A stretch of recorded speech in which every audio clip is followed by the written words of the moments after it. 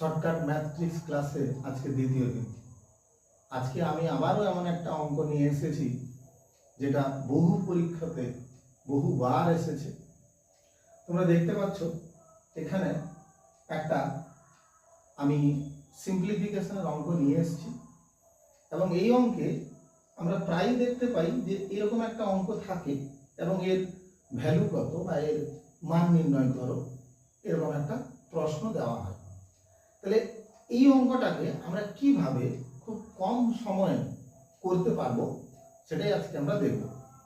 দেখো, যদি এরকম ভাবে দেওয়া থাকে যে 1 - 1/3 ইন্টু 1 - 1/4 ইন্টু 1 - 1/5 এবং এরকম পর্যন্ত ধরো 1 - 1/100 এতদূর পর্যন্ত দেওয়া হয়েছে, তাহলে সেক্ষেত্রে আমরা কিভাবে কম সময়ের মধ্যে করব। দেখো, এখানে যে বন্ধনীগুলো দেওয়া রয়েছে সেই বন্ধনীগুলো মানে হচ্ছে কি না, মানে হচ্ছে এই দুটো বন্ধনীর মাঝখানে যে গ্যাপটা আছে এটা মানে হচ্ছে গুণ। তার মানে এর এই ভ্যালুর সাথে এই ভ্যালুকে আমাকে গুণ করতে বলা হয়েছে।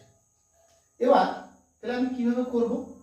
প্রথম কথা হচ্ছে এই ক্ষেত্রে আমি এখানে যে প্রথম ভ্যালুটা আছে এই ভ্যালুটাকে নেব আর এইখানে যে শেষ ভ্যালুটা আছে এই ভ্যালুটাকে নেব।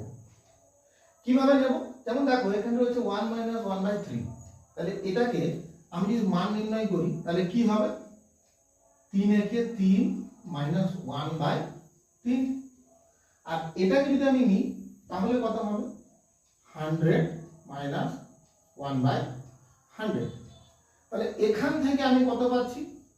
2/3, আর এখান থেকে আমি কত পাচ্ছি? 99/100 হলো। এবার একটা কথা বোঝো, একই রকম ভাবে আমি যদি এখান থেকে বার করি 4 - 1/3 মানে 3/4, তারপর 5 - 1 5/3 মানে 5 - 1/3 মানে 4/5, তার মানে তারপরের ঠিক সংখ্যাটা আমি কত পাবো? 3/4, তারপরের সংখ্যাটা 4/5, এইভাবে চলবে তো। তার মানে অ্যাকচুয়ালি কি এই সংখ্যাগুলো সব কি হবে? মাঝখানের সংখ্যাগুলো কেটে যাবে। তার মানে হিসাব মতো এখানে 99টাও কেটে যাবে, 99টাও কেটে যাবে। তাহলে 99টা যদি কেটে যায় তাহলে শেষে ভ্যালুটা কি থাকবে? 2/100, তার মানে হচ্ছে 1/50।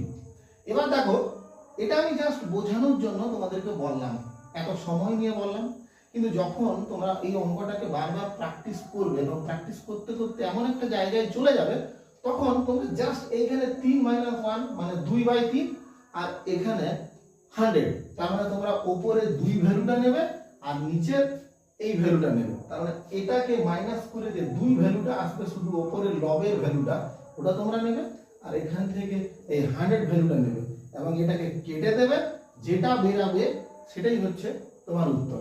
এই যে মাঝখানের যে প্রসেসটা আমি করলাম এই প্রসেসটা কিন্তু করার প্রয়োজনই নেই, ঠিক আছে? আমি এখান থেকে 3 একে 3 - 1 সমান 2/3, অতএব আমি এখান থেকে 2 নেব আর এখান থেকে আমার কিচ্ছু করার দরকার নেই, এখানে নিচে যে 100 আছে সেটা নেব এবং 2/100 সমান 1/50। ব্যাস, তাহলে এই অঙ্কটাকে তোমরা মনে রাখবে এবং পরীক্ষায় যদি সেম টু সেম এই টাইপের যে কোনো ভ্যালুর অঙ্ক আসে তাহলে আশা করি তোমরা কিন্তু খুব সহজেই করতে পারবে।